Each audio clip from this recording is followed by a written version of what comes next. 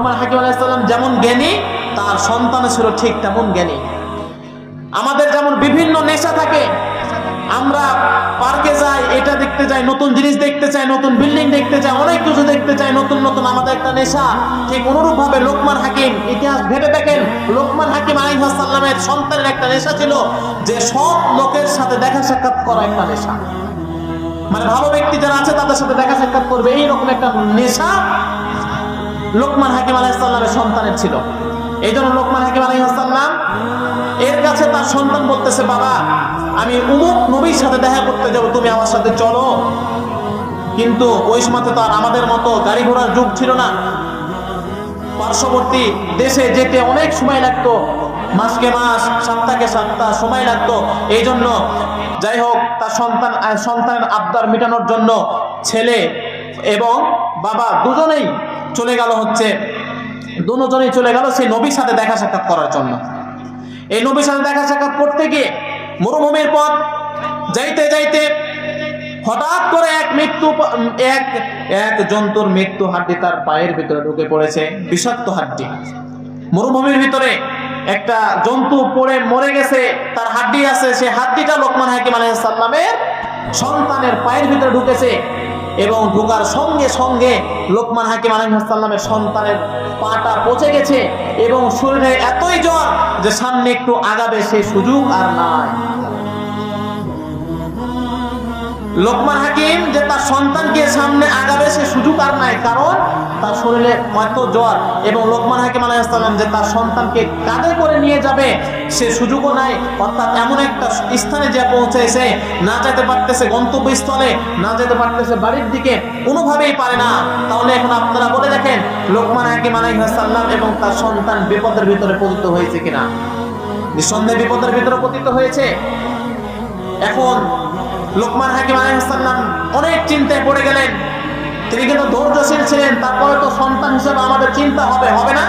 তাইলে আমার সন্তান চোখের সামনে মারা যাইতেছে, আমার সন্তান ছটফট করতেছে, তার পা পচে যাইতেছে, বাঁচাও বাঁচাও বলে চিৎকার করতেছে। কোনো পিতা কি সহ্য করতে পারবে? কোনো পিতা সহ্য করতে পারবে না। তারপরে লোকমান হাকিম আলাইহিস সালাম ওই মরুভূমির ভিতরে ওই স্থানে একটা তাঁবু গাড়লেন। তাঁবু গাড়ার কারণ হলো, যদি এই জায়গা দিয়ে কোনো কাফেলা যায় তাহলে সেই কাফেলার কাছ থেকে আমি মদদ দিব, সাহায্য দিব, কারণ তাদের কাছে কোনো সাওয়ারিও ছিল না। এই জন্য লোকমান হাকিম আলাইহিস সালাম সেই জায়গাতে তাঁবু গাড়লেন। তাঁবু গাড়ার পরে ওই জায়গাতে 2 রাকাত নামাজের জন্য দাঁড়িয়ে গেলেন। নামাজের জন্য দাঁড়ায়া আল্লাহ পাক রব্বুল আলামিনের কাছে প্রার্থনা করতেছে, ইয়া আল্লাহ, এই নির্জন মরুভূমির ভিতরে তুমি আজকে আমার কাছে তুমি আমাকে পরীক্ষা করতেছো রে আল্লাহ। আল্লাহ, আমি তো তোমার পরীক্ষায় পাস করতে পারবো না রে মালিক, তবে তুমি যে আমাকে এই বিপদ দিয়েছো, এই বিপদ থেকে তুমি আমাকে উদ্ধার করো, তুমি কি চাও আমার সন্তানের লাশ আমি একাই এই জায়গাতে দাফন দিয়ে চলে যাই? এই বলে আল্লাহ পাক রব্বুল আলামিনের কাছে কাগজে মিনতি করে কান্না করতেছে। আল্লাহ পাক রব্বুল আলামিন লোকমান হাকিম আলাইহিস সালামের এই দোয়া করতে করতে আল্লাহ পাক রব্বুল আলামিন জিবরাইল আলাইহিস সালামকে পাঠিয়ে দিয়েছেন লোকমান হাকিমের সন্তানের কাছে। জিবরাইল আলাইহিস সালাম তার সন্তানের পায়ে হাত বুলায় দেয়, সঙ্গে সঙ্গে পাটা ভালো হয়ে যায়।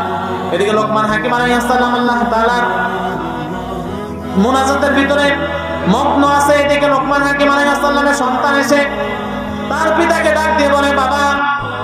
যখন এই চমৎকার দেখলো লোকমান হাকিম আলাইহিস সালাম বলতেছে, এই কি চমৎকার, এটা কিভাবে হলো?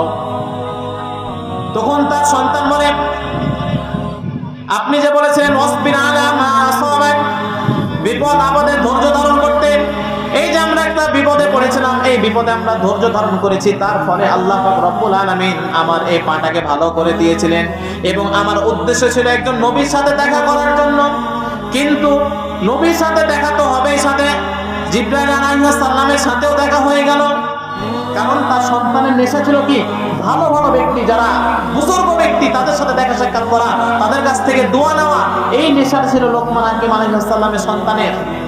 এই জন্য তখন লোকমান হাকিম আলাইহিস সালাম বলতেছে, আচ্ছা এই যে একটা আমাদেরকে বিপদে ফেলেছে নির্ঘাত, এর ভিতরে কোনো একটা কারণ আছে, তো তুমি যাও জিবরাইল আলাইহিস সালামকে জিজ্ঞাসা করো কেন আল্লাহ পাক রব্বুল আলামিন আমাদেরকে এই বিপদের ভিতরে ফেললো। কার সন্তান? লোকমান হাকিম আলাইহিস সালামের সন্তান। জিবরাইল আলাইহিস সালামকে যে বলে এই বিপদ বা এই পরীক্ষা আমাদেরকে কেন করা হলো, তখন ওই জিবরাইল আলাইহিস সালাম বলে আপনারা যে এলাকা দিয়ে পার হবেন, সামনে যে এলাকা আছে ওই এলাকা দিয়ে আপনারা পার হবেন। পার হওয়ার সময়তে ওই এলাকাটা হলো নাফরমানি এলাকা, ওই এলাকার ভিতরে সকলে নাফরমানির সাথে জড়িত আছে। আপনারা যদি যান ওই এলাকার ভিতরে আল্লাহ পাক রব্বুল আলামিন গজব দিতেছে, শিলা বৃষ্টি দিতেছে। আপনারা যদি ওই রাস্তা দিয়ে যান তাহলে ওই গজবের ভিতরে আপনারা পতিত হবেন। এই জন্য আল্লাহ পাক রব্বুল আলামিন একটু সাময়িক কষ্ট দিয়ে আল্লাহ পাক রব্বুল আলামিন আপনাদেরকে আল্লাহ তাআলার গজব থেকে উদ্ধার করেছেন।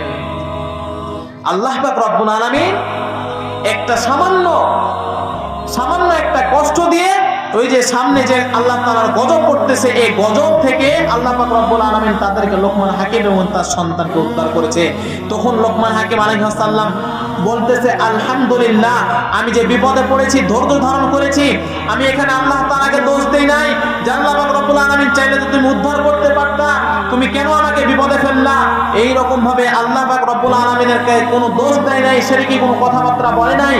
বিপদ আসছে ধৈর্য ধারণ করেছে, তার ফল আল্লাহ পাক রব্বুল আলামিনের গজব থেকে তারা বাঁচলো। ঠিক মুসলমান আমরাও মুমিনরাও সব সময় যে কোনো বালা মুসিবতের ভিতরে পড়তে হবে, ধৈর্য ধারণ করতে হবে।